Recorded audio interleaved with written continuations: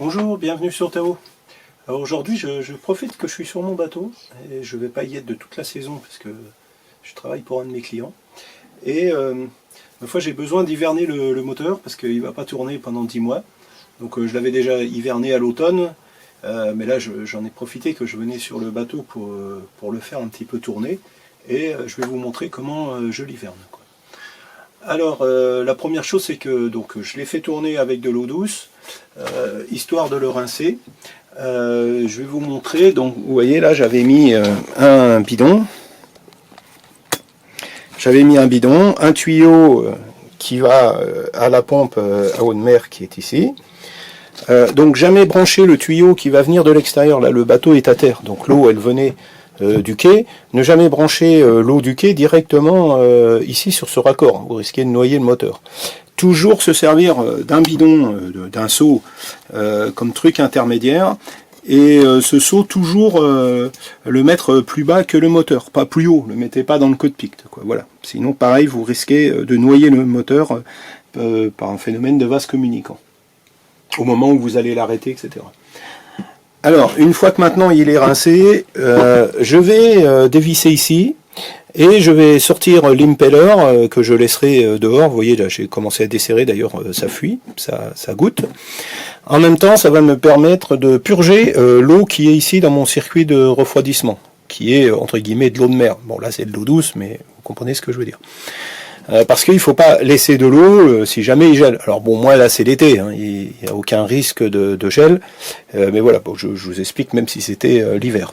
Alors même quand vous êtes en Méditerranée, je vous conseille quand même d'enlever l'eau dans le moteur, parce que même s'il gèle très rarement, l'année où ça va arriver, ça va être problématique. Donc là, je vous parle bien de l'eau de mer. Je ne suis pas en train de vous parler du liquide de refroidissement qui est ici, puisque ce moteur est un moteur à échangeur. Si ce n'est pas un moteur à échangeur, c'est encore plus important de vider l'eau. Parce que alors en plus, là, l'eau, elle va dans la culasse et tout. Si ça gèle, vous n'avez aucune chance. Là, si ça gèle, bon, ça risque de casser dans l'échangeur. C'est pas le moteur quand même qui est complètement pété. Après, ce qui aurait été mieux, c'est de faire une vidange et de changer les filtres à gasoil. Donc je vais peut-être le faire, je sais pas, je suis un peu fainéant là aujourd'hui, j'en ai un peu marre de la mécanique parce que je déteste ça, quoi. Sinon, après, maintenant, le but va être que le moins possible, le moteur puisse prendre de l'humidité. Donc, démonter l'échappement et bourrer un chiffon sec à l'intérieur de l'échappement du moteur pour qu'il n'y ait pas d'humidité qui rentre par là. Faire pareil au niveau du filtre à air.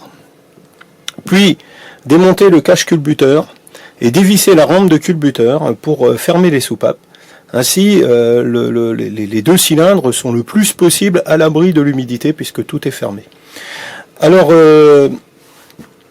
ça c'est encore facile à faire sur un moteur comme ça, traditionnel.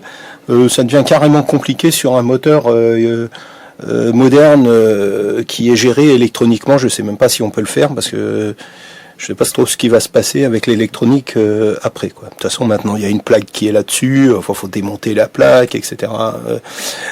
C'est très compliqué, quoi. Voilà. Là, ça c'est un moteur traditionnel, hein, je veux dire entre guillemets ancienne mode. C'est quand même assez facile. Voilà, je vais couper la vidéo. Je ne vais pas vous filmer quand je suis en train de démonter. Je vous montrerai juste le résultat après. Sinon, ça serait pas très intéressant de me voir utiliser quelques petites clés. Alors, juste un petit truc, les rampes de culbuteur, quand vous les dévissez, il faut faire ça par petits quarts de tour. Donc moi, j'ai que deux boulons, j'ai que deux axes à dévisser, mais il faut les faire par petits quarts de tour pour pas risquer d'abîmer la rampe de culbuteur. Il faut qu'elle monte de façon équilibrée. Et moi, en plus, sur un petit moteur comme ça, c'est vraiment du tout petit boulon. Je crois que c'est du 6. Et bon voilà, je les avais, j'en ai cassé un, quoi, voilà. Donc vraiment serré tout doucement. Alors le mieux, ça serait d'avoir une clé dynamométrique quand vous resserrez des choses comme ça. Bon, moi j'en ai bien une, mais c'est une grande qui est faite bon pour des gros boulons, qui est pas du tout faite pour un petit boulon comme ça. Donc là, je l'ai remonté, là j'en ai acheté deux de nouveau. Bon, ça m'a coûté 7 €, c'était pas pas trop cher la connerie. Et j'ai vraiment serré bon, avec 2 doigts, quoi. Voilà, quoi. Et je pense que je vais en acheter un jeu de rechange dans le bateau, quoi. Voilà. Alors je sais pas s'il y a un défaut au niveau du moteur, qu'ils n'ont pas fait la pièce assez solide, enfin les boulons assez solides, ou c'est moi qui ai vraiment me suis pas rendu compte, j'ai forcé, quoi. Voilà. En mécanique, je suis un peu bourrin, donc c'est fort possible que ce soit la deuxième solution, quoi. Voilà, je fais tout ça et puis bah, je vous montrerai le résultat. Voilà, alors les culbuteurs, c'est dévissé. Vous voyez, moi j'ai 2 ici et... attendez, excusez-moi, je vois pas bien parce que je filme en même temps. Ici et ici, donc je les ai dévissés vraiment par petits quarts de tour, un petit quart de tour, un petit quart de tour, un petit quart de tour. Je les dévisse pas plus, vous voyez, hein, c'est plus serré. Donc les soupapes sont fermées. Et l'avantage de cette méthode, c'est que j'ai pas déréglé au niveau du réglage des culbuteurs, donc quand je vais resserrer, je vais retomber dans le même réglage, quoi. Voilà, je remets par-dessus le cache culbuteur, voilà.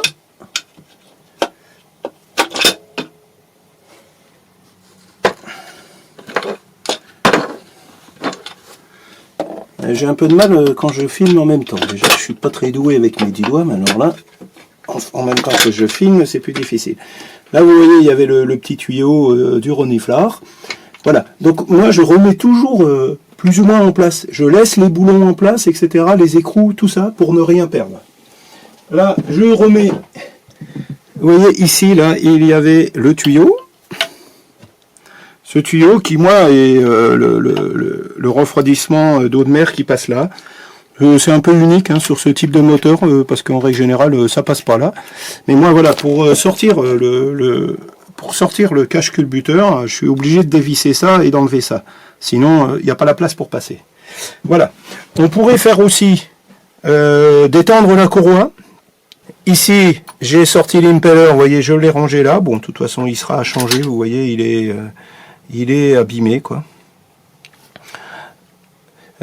Ici, vous voyez, j'ai remis les vis, hein, donc ils sont pas serrés, hein, mais j'ai remis les vis.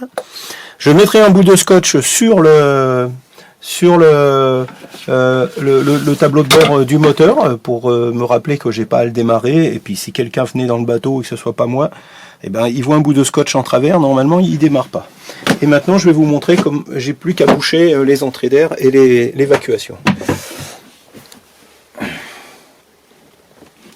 Donc là, j'ai sorti le filtre, vous voyez, le filtre qui allait ici, et je bouche. Voilà. Alors, toujours laisser le chiffon qui dépasse, et puis si possible, en utiliser un grand. Voilà, celui-là il va pas bien. Je vais en mettre un plus grand et qui va bien dépasser, comme ça permet de le voir, et pas risquer d'oublier au redémarrage du moteur, quoi. Faire une checklist si vous n'êtes pas... voilà. Et puis maintenant, on va boucher ici l'évacuation d'eau du moteur. Alors, il faut que je trouve un autre chiffon.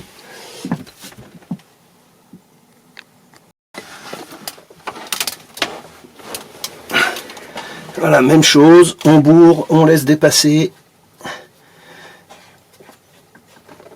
Voilà, ça évite qu'il y ait trop d'humidité qui rentre dans le moteur.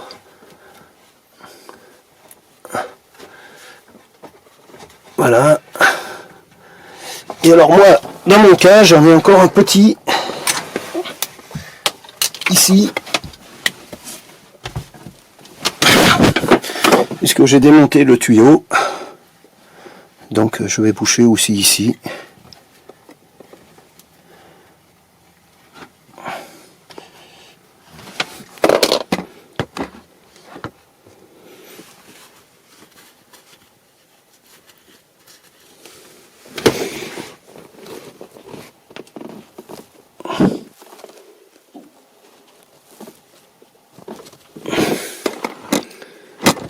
Voilà, bon, je vais le faire un petit peu mieux là. Après, quand j'aurai coupé la caméra, je vais bourrer avec un tournevis. Alors, autre chose, vous voyez que mon moteur, là, quand j'ai été en Patagonie, j'ai pris vraiment beaucoup de mauvais temps.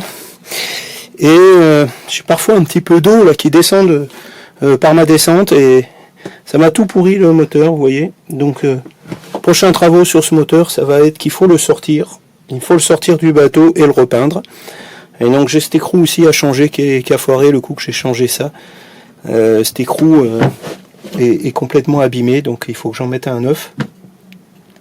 Voilà, et donc comme je vous disais, changer aussi, alors c'est bien aussi d'avoir mis le plein de gasoil pour éviter la condensation dans le moteur, dans le réservoir à gasoil.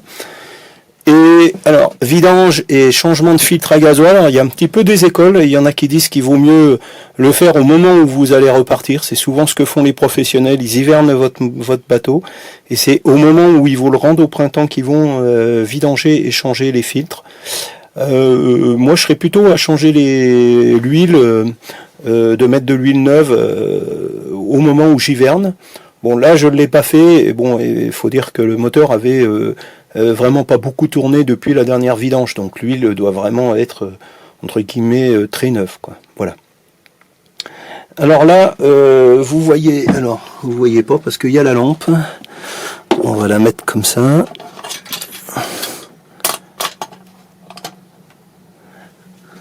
Voilà, vous voyez ce petit réservoir noir là.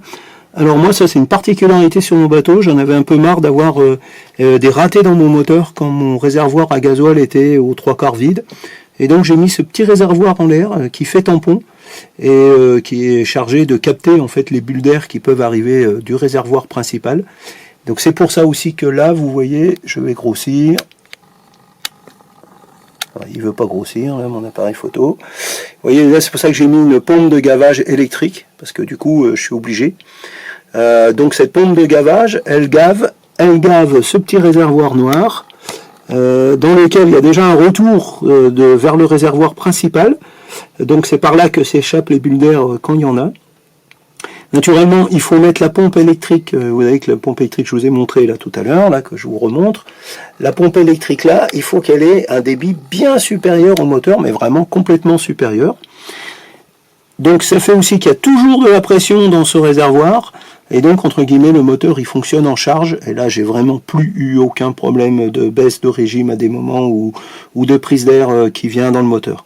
Ce moteur était très sensible aux bulles d'air, la moindre bulle d'air et il calait, il fallait que je réamorce, etc. Bon, j'en avais complètement marre.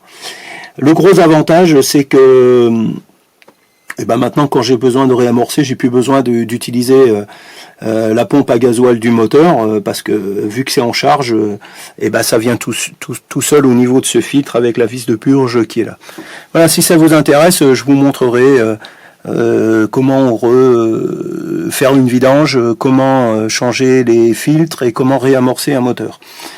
Alors ce qui est bien aussi au moment de l'hivernage, c'est de vérifier aussi les niveaux, le niveau du liquide de refroidissement, le changer régulièrement.